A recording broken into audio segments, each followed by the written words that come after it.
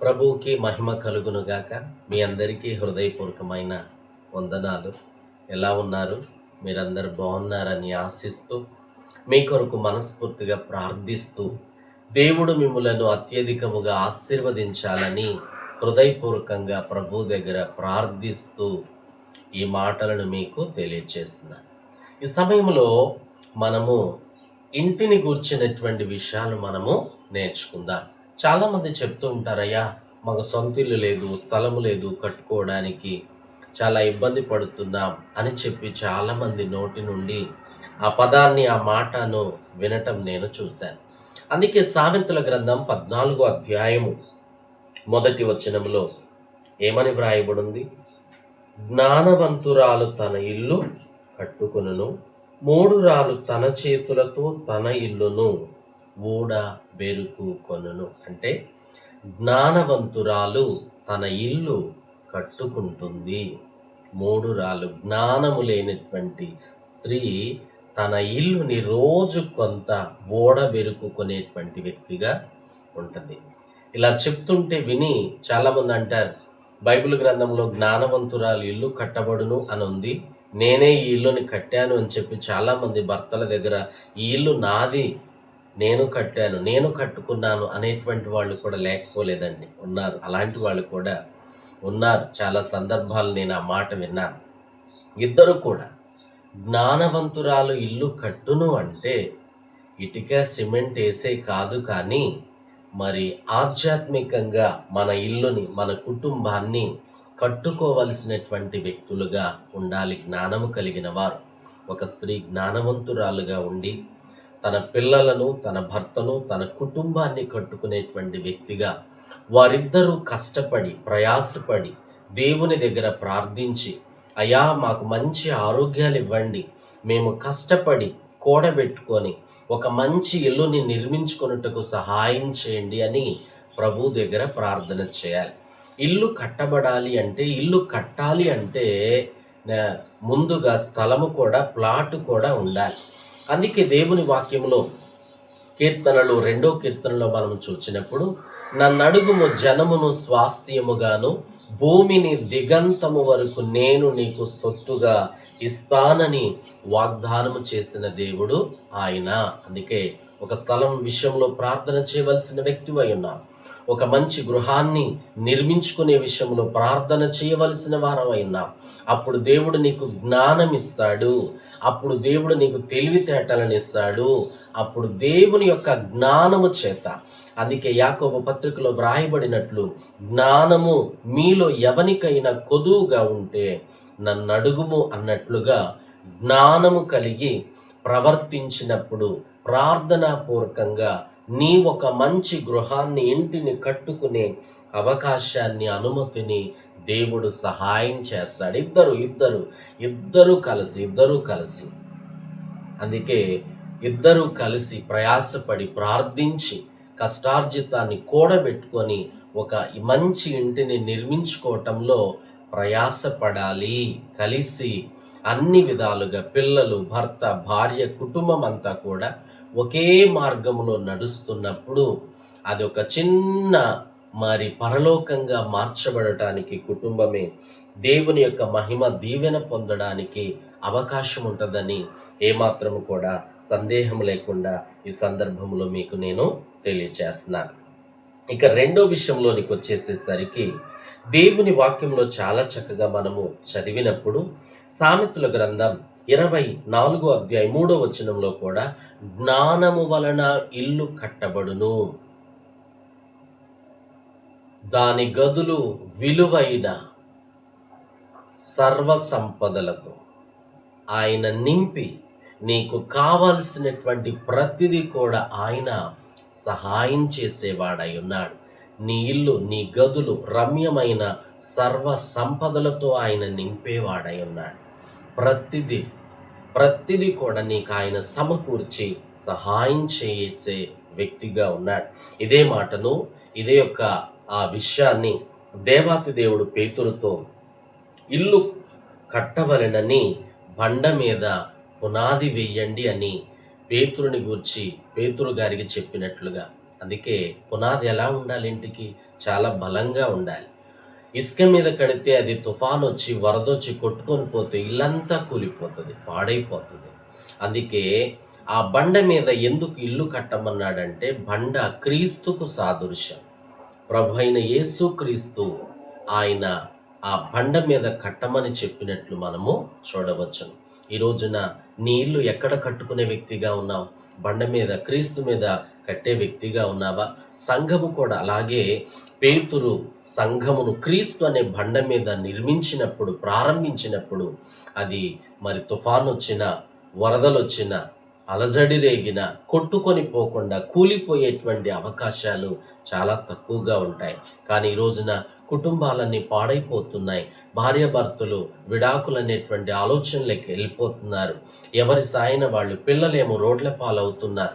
బాధ్యత లేని కుటుంబాలుగా, భారము లేని కుటుంబాలుగా, ఒకరి పట్ల ఒకరు ప్రేమ, ఆప్యాయత, ఆదరణ లేనటువంటి కుటుంబాలుగా ఎన్నో ఎన్నో ఎన్నో కొల్లకొల్లుగా చూస్తున్నాం.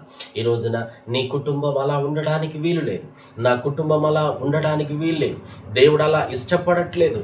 జ్ఞానవంతురాలు ఇల్లు కట్టుకొనును. ఒక వ్యక్తి కష్టార్జితాన్ని అనుభవించి అతడు దేవునిలో ఫలభరితమైనటువంటి ఆశీర్వాదాన్ని కలిగేటువంటి వ్యక్తిగా ఉండాలని ప్రభు చక్కగా ఆయన హృదయపూర్వకంగా తెలియపరుస్తూ ఉన్నట్లుగా చూడవచ్చును. చాలామంది అంటారు, కట్టుకున్న తర్వాత, ఒక స్థలాన్ని తీసుకున్న తర్వాత, ఇది నేనే కొనుక్కున్నానండి, ఇది నేనే కట్టుకున్నానండి, ఇది నాదండి, ఇది మాదండి, నా కష్టార్జితం అండి, లేదా మా అమ్మగారు ఇచ్చారండి, పలానా ఆయనదేముంది, ఆమెదేముంది, ఆమెం తీసుకొచ్చింది, ఎక్కడి నుంచి తెచ్చి ఇచ్చింది, ఇది నా ఇల్లు, ఇంట్లోంచి వెళ్ళిపోమని చిన్న చిన్న ఘర్షణలు కుటుంబంలో జరిగినప్పుడు ఒకరిని ఒకరు తరుముకున్నట్లుగా ఇది నాది, మాది, నాది అను వాదులాట ఇంట్లో చూపిస్తూ ఉంటారు. చాలా వింటూ ఉంటాం. ఎందుకు ఈ మాట చెప్తున్నా అంటే, యెహోవా ఇల్లు కట్టించని ఎడల దాని కట్టు వారి యొక్క ప్రయాసము వ్యర్థము అన్నాడు. దేవుడే గనక నీకొక మంచి స్థలం ఇవ్వకపోతే, దేవుడే గనక ఒక మంచి ఇల్లు నీకు ఇవ్వకపోతే, నువ్వు నీ చేతిలో డబ్బున్నా, ధనమున్నా, ఆస్తున్నా, ఐశ్వర్యమున్నా, కట్టుకోగలిగిన, ఒకవేళ జ్ఞానము కలిగి ఉండి అన్నీ తెలిసి ఉన్నా కానీ అది దేవుని దృష్టికి అంగీకారముగా, దేవుడు అది కట్టించే ఆలోచన లేనప్పుడు నువ్వెంత కట్టినా, ఎంత నిర్మించినా వ్యర్థము, వ్యర్థము, వ్యర్థము. యెహోవా ఇల్లు కట్టించని ఎడల కట్టే వారి ప్రయాసము వ్యర్థం. అందుకే కొన్ని ఇల్లు కింద పునాదేశాక ఆగిపోతాయి, కొన్ని ఇల్లులు గోడలు పైకి లేసాక ఆగిపోతాయి, కొన్నిటికి గుమ్మాలు పెట్టి ఆపేస్తారు, కిటికీలు పెట్టి ఆపేస్తారు, కొన్ని పూర్తిగా గోడలు అయిపోయిన తర్వాత పైన రేకులు, స్లాబ్ ఏమి లేకుండా అలా ఆగిపోయిన కుటుంబాలు, ఇల్లు ఎన్నో ఉన్నాయి. ఈరోజు నువ్వు అలా ఉండడానికి వీల్లేదు. నువ్వు ప్రార్థన చేసే వ్యక్తివిగా ఉండాలి, ప్రభు దగ్గర జ్ఞానవంతురాలివిగా ఉండాలి. నువ్వు జ్ఞానవంతుడివిగా ఉండి ప్రార్థించినప్పుడు, వాక్యము చదివినప్పుడు ఆ జ్ఞానపూరితమైన విషయాలు ప్రభువు నీకు నేర్పించి నువ్వు నీ ఇల్లుని ఎట్ట కట్టుకోవాలో, ఎలా నిర్మించుకోవాలో దేవుడు తన జ్ఞానము చేత నిన్ను నింపి ఆయన నిర్మించడానికి సమస్తాన్ని సమకూడి జరిగిస్తాడు. ఇంకా చెప్పాలి అంటే, వాస్తు అనేటువంటి మైండ్ సెట్ని తీసేయండి. ఆ ఆలోచనలకు కూడా వెళ్ళొద్దు, ఆ భయాలు మనకు ఉండొద్దు. ఎందుకు ఈ మాట చెప్తున్నా అంటే, పలానా వైపు ద్వారం తెరబడి ఉండాలి, పలానా వైపు మోయబడి ఉండాలి, పలానా సింక్ ఇలాగే ఉండాలి అని చెప్పి చాలామంది నోటిలో ఈ మాటలు వింటూ ఉంటాం. దేవుడు ఆకాశమును కలుగజేసినవాడు, దేవుడు భూమిని నిర్మించినవాడు, ఈ సృష్టిని చేసినవాడు, నిన్ను నన్ను తల్లి గర్భములో ఏర్పరిచినవాడు, సమస్తము ఆయన యొక్క కాలచక్రములో మనమందరము కూడా ఆయన సృష్టిలో ఒక భాగముగా ఉన్నటువంటి వారము. ఇంకా చాలామంది గుడికి వచ్చిన, మందిరానికి వచ్చిన, ప్రార్థనకు వచ్చిన, వాక్యానికి లోబడిన, కన్నీటితో ప్రార్థించిన, దేవుడు వారి యొక్క హృదయాలను ఆత్మపూర్ణిగా చేసినప్పటికీ కూడా ఇంకా కొంచెం హెచ్చు తగ్గులు, భయము, ఆందోళన, పిరికి ఆత్మ చోటు చేసుకొని, నా ఇల్లు మంచిగా కట్టానా, వాస్తు ప్రకారంగా ఉందా, ఇది పలానా ఉండకూడని స్థలంలో ఉందేమో, అందుకే ఈ జ్వరము, ఈ యొక్క బాధ, ఈ శ్రమ, శోధన, ఇరుకులు, ఇబ్బందులు, భార్యాభర్తల మధ్యలో గలిబిలి, పిల్లల మధ్యలో ఇదిగో పలానా వినకపోవడం, ఇవన్నీ కూడా వాళ్ళ మైండ్లో పెట్టుకొని భయపడుతూ, దిగులు పడుతూ, ఆందోళన చెందేటువంటి వారు ఎంతోమంది లేకపోలేదు. ఈ మాటలు వింటున్న నువ్వు అలా ఉండడానికి వీలు లేదని ప్రభు నీతో ఆయన స్పష్టముగా మాట్లాడుతున్నాడు. నేను కూడా కొన్ని విషయాలలో జాగ్రత్త వహించి ఉండవలసినటువంటి వ్యక్తులమై ఉన్నాం. ఎందుకు ఈ మాట చెప్తున్నా అంటే, దేవుడు సమస్తాన్ని కూడా సమకూడి జరిగించేవాడు, జరిగించేవాడు. అందుకే ఒక మంచి ఇల్లు కట్టుకొని దానిలో సంతోషం లేకపోతే ప్రయోజనమేముంది? లక్షలు కట్టుకోవచ్చు. మంచి గదులను నిర్మించుకోవచ్చు. ఇంటిలో కావాల్సిన ప్రతిదీ ఉండొచ్చు. ఆ ఇంటిలో నివసించే వారికి సంతోషం, సమాధానం, ఆనందము లేకుండా ఎవరికి వారు వేరైపోయి గొడవలతో, జగడాలతో, గందరగోళాలతో పిల్లలు ఒకవైపు, భార్య ఒకవైపు, భర్త ఒకవైపు ఎవరి సాయిన వాళ్ళు చెల్లాచెదుర్లుగా కుటుంబం అయిపోతే ప్రయోజనం ఏమైనా ఉందంటారా? లేదు గదా! అందుకే ఈ ఉదయకాలపు వేళలో ప్రభు మీతో మాట్లాడుతున్నాడు. ఒకవేళ కట్టుకున్నారా? కట్టుకున్న ఇల్లుని దేవుని ఇల్లుగా మార్చుకోండి, మలుచుకోండి. అందుకే మోషే నా ఇల్లంతటిలో నమ్మకమైన వాడు అన్నట్లు నీ ఇల్లంతటిలో కూడా దేవుని దగ్గర నీవు నమ్మకమైన వ్యక్తిగా ఉన్నప్పుడు, ఒకవేళ ముందుగానే నువ్వు నిర్మించుకున్నావేమో, ఇప్పుడు దేవుని కుమార్తెవిగా, దేవుని కుమారునివిగా మార్చబడ్డావు, మలచబడ్డావు కాబట్టి ఇప్పుడు నీ ఇల్లుని ఆ యొక్క దేవునికి ఇష్టమైనటువంటి ఇల్లుగా, గృహముగా, మంచి చెప్పండి అదే ఒక చిన్న పరలోకంగా మన ఇల్లు మార్చుకోవడానికి ప్రయత్నం చేద్దాం. మన ఇంటిలో నుండి ఏమి వినపడుతున్నాయి? మన ఇంటిలో ఎలాంటివి వినపడుతున్నాయి? ప్రార్థన, వాక్యము, పాటలు ఆరాధించే అవకాశాలు ఉన్నాయా? లేదండి. చాలామంది ఇళ్లల్లో చూస్తాము సీరియళ్ళు, సినిమాలు, పాటలు, లేకపోతే జగడమాడుతూ, గొడవ పెట్టుకొని, బూతులాడుతూ ఆ ఇంటిలో ఎన్నో ఎన్నో దుర్వ్యసనాలకు అలవాటైనటువంటి గృహాలు, ఇల్లు ఎన్నో నిర్మించబడ్డాయి. లేవని చెప్పట్లేదు. కానీ మన ఇల్లు, మన కుటుంబాలు దేవుని యొక్క ప్రార్థన ద్వారా వాక్యానికి అనుగుణంగా ఆధారముగా కట్టుకొని మరి దేవుని సన్నిధిలో మనము ఒక మంచి బిడలముగా, దైవభక్తి కలిగిన బిడలముగా జీవిద్దాం. అలాంటి మంచి ఇళ్లను మనము నిర్మించుకుందాం.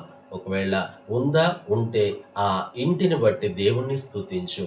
లేకపోతే ఏదో ఒక టైంలో దేవుడు నాకు సహాయం చేస్తాడని విశ్వాసంతో హృదయపూర్వకంగా ప్రార్థించు. దేవుడు తప్పకుండా నీకు సహాయం చేస్తాడు. దేవుడి మాటలు ఆశీర్వదించునుగాక. నీ కొరకు ఒక చిన్న ప్రార్థన చేస్తాను. ఆ ప్రార్థనలో ఏకీభవించండి కుదిరితే. ప్రేమ కలిగిన మా యేసు ప్రభువా, మీకు వందనాలు. ఎంతోమంది బిడ్డలు స్థలాలు లేక, గృహాలు లేక, ఇదిగో అద్దె ఇంట్లో ఉండి రెంట్ కట్టలేక, కుటుంబం గడవలేక ఎన్నో ఎన్నో ఎన్నో ఇబ్బందులు, తిప్పలు పడుతున్న సందర్భాలు వింటూనే ఉంటాం. కానీ అయ్యా, ఈ రోజున మాకు మంచి ఇళ్ళని ఇచ్చావు. ఇచ్చిన వారిని బట్టి స్తోత్రం. ఇంకా ఎవరికైతే గృహాలు లేవో అట్టి వారందరూ మంచి గృహాలు నీ ద్వారా నిర్మించబడునుగాక. వారి ప్రతి అవసరత తీర్చబడునుగాక. వారి ఇంటికి, వారి కుటుంబానికి కావాల్సిన ప్రతి మెటీరియలే కానీ, లేదా ధనమే కానీ, డబ్బే కానీ, ఆర్థికపరమైన విషయాలే కానీ, ఒక మంచి ఇల్లుని, మంచి గృహాన్ని నిర్మించుకోవడానికి వారికి కావలసిన ప్రతిదీ యేసుని నామములో తీర్చబడునుగాక. క్రీస్తు యేసు మహిమలో మీ ప్రతి అవసరము తీర్చబడును అన్నట్లు మా ప్రభా సహాయం చేయండి. అనుకూలపరిచి మహిమ మీ సన్నిధి తోడుగా ఉంచండి. ప్రతి వారి ఆశ, కోరికను తృప్తిపరిచి మంచి ఇల్లు, ఒక ఇల్లు, సొంత ఇల్లు అనేటువంటి ఆశను నెరవేర్చండి. వ్యాధిలో, బాధలో ఉన్న వారిని ముట్టి బాగు చేయండి. ఈ మాటలు వింటున్న ప్రతి వారిని యేసుని నామములో ఆశీర్వదించబడునుగాక. మీ మహిమ చేత వారిని నింపండి. అనుకూలపరిచి మీరే మహిమ తెచ్చుకొనమని యేసు నామమును అడుగుచు ప్రార్థిస్తున్నాము తండ్రి. Amen, amen. God bless you. Praise Lord. మీ అందరికీ నచ్చితే లైక్ చేయండి, అలాగే నచ్చకపోతే కామెంట్ చేయండి. ఏమైనా లోపాలు ఉంటే పర్వాలేదు చెప్పండి. కుదిరితే మన ఫ్రెండ్స్‌కి, మన బంధువులకి, మన స్నేహితులకి ఎవరైతే దేవుని ప్రజలుగా ఉన్నారో వాళ్ళకి కూడా షేర్ చేద్దాం, వినిపిద్దాం. అంతేకాదు మీరు ఇలా చేయటం వలన అనేక వాక్యాలు వినటానికి, నేర్చుకోవటానికి, ఆత్మీయంగా బలపరచబడటానికి దేవుడు మిమ్ములను ఆశీర్వదించునుగాక. God bless you. ప్రభువుకి మహిమ కలుగునుగాక. ఆమేన్. ఆమేన్. ఆమేన్.